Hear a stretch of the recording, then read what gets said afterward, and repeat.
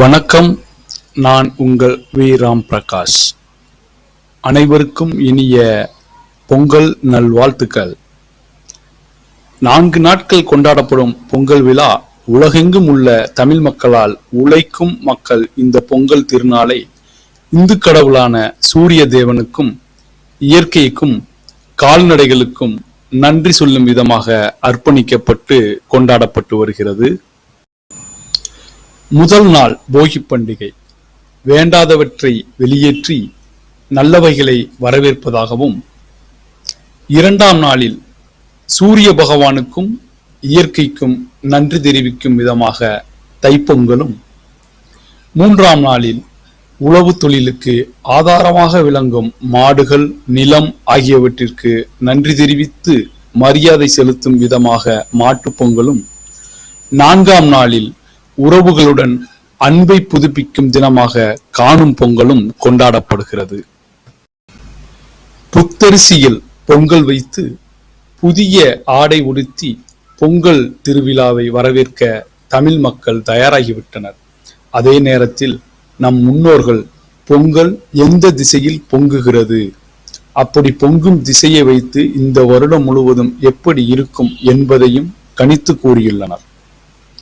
Case அடுப்பில் பொங்கல் வைப்பவர்கள் கூட பொங்கல் பொங்கி வரும்போது அடுப்பை சிம்மில் வைக்காமல் அதனை பொங்க விடுவதே நலம். சரி, பொங்கல் எந்த திசையில் பொங்கினால் என்ன பலன் என்பதை பார்ப்போம். பொங்கல் கிழக்கு திசையில் பொங்கி வழிந்தால் வீடு, வாகனங்கள் வாங்கும் பேச்சுவார்த்தைகள் நடந்தால் அது சுமூகமாக நடக்கும்.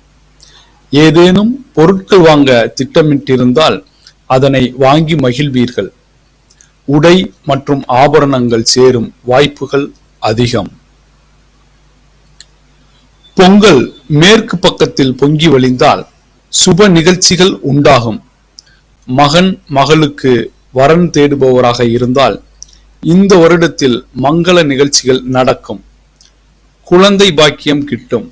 சுப செலவுகள் கொஞ்சம் அதிகமாகவே இருக்கும் என்பதை குறிக்கும். பொங்கல் வடக்கு திசையில் பொங்கி வழிந்தால் பணவரவு அதிகரிக்கும். நீங்கள் பதவி உயர்வு அடைவீர்கள். மகன் அல்லது மகளுக்கு நல்ல இடத்தில் வேலை கிடைக்கும். பூர்வீக சொத்து சம்பந்தமாக பேச்சுக்கள் நிறைவாக முடியும். வெளிநாட்டு பயணங்கள் போக வாய்ப்புகள் அதிகம். கொடுத்த கடன் எந்த தடங்களும் இன்றி கைக்கு வந்து சேரும். தெற்கு திசையில் பொங்கல் பொங்கி வழிந்தால் பிணி என்றே சொல்லலாம். அந்த வருடம் முழுவதும் மருத்துவ செலவுகள் அதிகமாக இருக்கும். உடல்நிலையில் அதிக சோர்வு காணப்படும். சுப காரியங்களில் சற்று தாமதம் ஏற்படும். எனவே உடல்நிலையில் கூடுதல் கவனம் செலுத்துவது நல்லது. சூரிய ஒளிப்படும் இடத்தில் தை 1ஆம் தேதி செவ்வாய்க்கிழமை காலை 7:31 முதல் 9 மணி வரை சுக்கிர ஓரையில் பொங்கல் வைப்பது சுபம். அதுபோல் 10:30 முதல் 11:30 வரையும் பொங்கல் வைப்பதற்கான நல்ல நேரமாக கணிக்கப்பட்டுள்ளது. வீட்டில் பொங்கல் வைத்து முதலில் சூரிய பகவானுக்கு படைத்த பிறகு வீட்டில் படையலிட்டு பொங்கல், பலவிதமான பழங்கள் படைத்து குலதெய்வம் மற்றும் தெய்வங்களுக்கும் படைத்து வழிபட வேண்டும். அதேபோல் ஜனவரி 15 மாட்டுப் பொங்கல் அன்று காலை 9:30 முதல் 10:30 வரையிலான நேரமும், மாலை 4:30 முதல் 5:30 வரையிலான நேரமும் பொங்கல் வைத்து வழிபடுவதற்கான நேரமாகும். இந்த நாளில் மாட்டு தொழுவத்தை சுத்தம் செய்து கோலமிட்டு மாடுகளுக்கு அழகாக அலங்கரித்து சாம்பிராணி போட்டு வழிபட வேண்டும். மாட்டு தொழுவத்தில் பொங்கல் வைப்பது வீட்டில் லட்சுமி கடாட்சத்தை உண்டு பண்ணும்.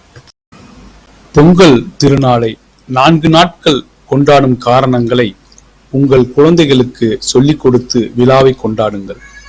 அப்போதுதான் அடுத்த தலைமுறை திருவிழாவை மகத்துவத்தோடு கொண்டாடும்.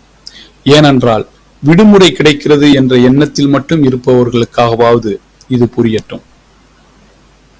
பிரகாஷ் டிவியின் சார்பில் இவ்வளவு நேரம் பொறுமையாக முழுமையாக பார்த்து அன்பர்களுக்கு அனைவருக்கும் மீண்டும் ஒரு முறை பொங்கல் நல்வாழ்த்துக்களை தெரிவித்துக் கொண்டு சப்ஸ்கிரைப் செய்யுங்கள். எங்களது பிரகாஷ் டிவி வளரட்டும். நன்றி.